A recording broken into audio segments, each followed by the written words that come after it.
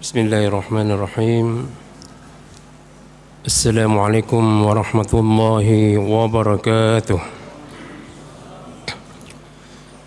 Innal hamdalillah nahmaduhu wa nasta'inuhu wa nastaghfiruh wa na'udzu billahi min shururi anfusina wa sayyiati a'malina may yahdihillahu fala mudilla lahu wa may yudlil fala hadiya lahu.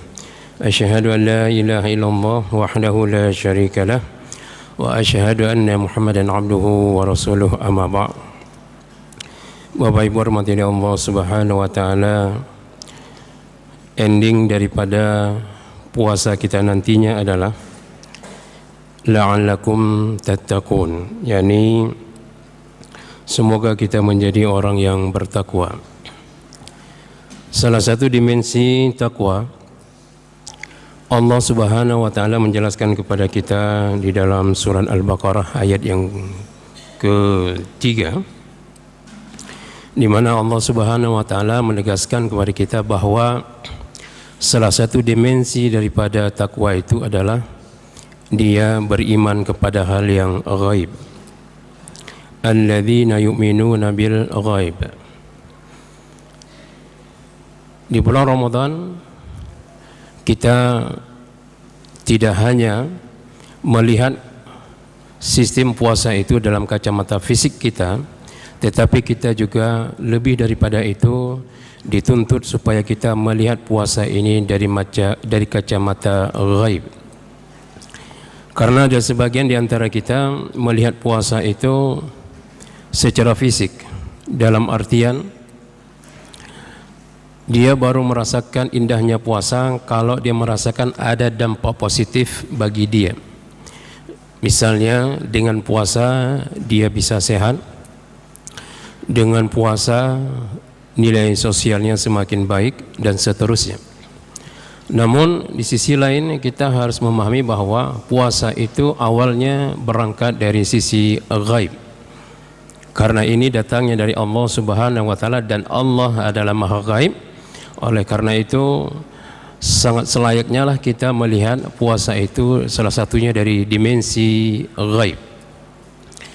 Salah satu dimensi ghaib yang kita dapatkan di bulan suci Ramadan adalah malam Lailatul Qadar.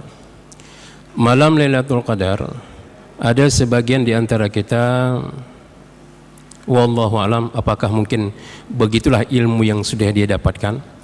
Namun perlu kita luruskan, karena ada sebagian di antara kita itu ketika dia memahami bahwa malam Lailatul Qadar itu malam ganjil 21, 23, 25, 27 dan 29, sehingga ada sebagian kaum muslimin itu mereka hanya berjaga-jaga memperbanyak amal hanya di malam itu saja. Di malam 21 dia rajin i'tikaf dan seterusnya. Malam 22 kendor, kendu. Malam 23 dia intens lagi. Malam ke-24 gendola. Malam 25 semangat lagi. 26 gendola. 27 dan seterusnya sampai 29. Ini bisa kita buktikan salah satu fenomenanya di masjid kita.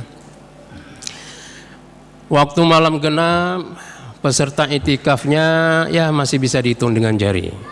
Nasi dari panitia bahkan lebih. Begitu malam ganjil rame bubungku hantib. Ini menunjukkan apa? Ini pemahaman yang sangat keliru dalam memahami malam Lailatul Qadar. Rasulullah tidak pernah memerintahkan kepada kita untuk berjaga-jaga. Malam 21 frekuensi ibadahnya ditingkatkan. Malam 22 hana upu kendo-kendo becut hana matalah. Malam 23 dan seterusnya. Tidak ada hadis seperti itu dan tidak ada perintah seperti itu. Yang ada apa? Rasulullah sallallahu alaihi wasallam mencontohkan kepada kita apa? Pada 10 malam terakhir Rasulullah mengencangkan ikat pinggangnya. Dari kapan? Dari malam 21. Dari malam 20 itu sampai akhir Ramadan beliau frekuensi ibadahnya itu terus semakin meningkat. Karena apa? Kita tidak diperintahkan untuk mencari malam Lailatul Qadar.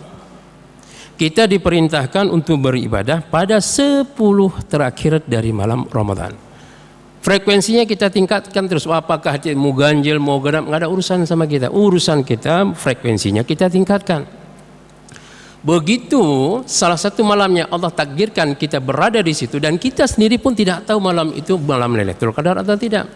Dan tidak ada dalam sebuah riwayat Rasulullah menjelaskan setiap bulannya, setiap tahun di bulan Ramadan itu malam beklam Lailatul Qadar, tahun berikutnya beliau menjelaskan beklam malam Lailatul Qadar. Tidak. Yang ada Rasulullah menganjurkan, mengajak kita untuk meningkatkan frekuensi ibadah kita. Ini Bapak Ibu rahmati Allah Subhanahu wa taala, ini yang perlu kita coba luruskan pada sebagian saudara-saudara kita. Malam Lailatul Qadar itu dia akan datang dan pasti datang. Hanya saja frekuensi yang bisa kita dapatkan, ya Allah katakan khairu min alfi syahr, lebih baik daripada 1000 bulan itu tergantung amalan kita.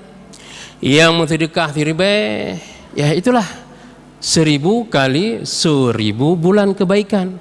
Yang sedekah 1 juta dikali 10.000 bulan kebaikan. Yang ada salat tahajud tengah malam, yang ada baca Al-Quran, yang bisa mengkhatamkan Al-Quran pada satu hari full itu, pada malam itu dia banyak melakukan berbagai macam amalan, maka Allah lipat gandakan khairu min alfi syahr.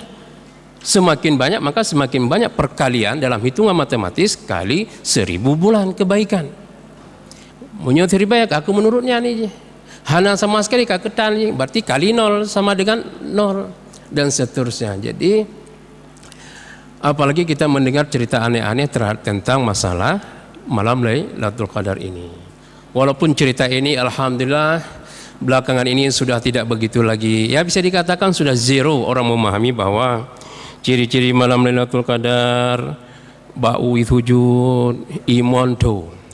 Munyo ba'u sujud iman tu pertanda apa? Urun temayang tubuh mungkin jauh masjid. Hai mengkali dengan bau berjalan. Yang kedua iman tu kerde beku. Yang halaman putra orang manau hanji manau hai ikri lagi alihnya kena dagun bu hanya dagun bu hanai. Kemudian mana hana cerita wudu, hana cerita ujung-ujung kurafat seperti ini, ujung-ujungnya adalah bagaimana menciptakan suasana pemikiran, mindset bahwa Islam ini sangat dekat sekali dengan mitos. Padahal Islam itu sangat ilmiah. Adapun sifat-sifat yang tidak bisa dijangkau dengan akal pikiran, itu semuanya Allah jelaskan dan dijelaskan oleh Rasulullah SAW melalui pendekatan wahyu. Oleh karena itu dalam Islam itu ilmu itu dibagi dua. Ada ilmu daruri dan ada ilmu nazari. Apa itu ilmu daruri? Ilmu yang sudah ada kepastiannya dan itu tidak perlu lagi pembuktian dan dalil.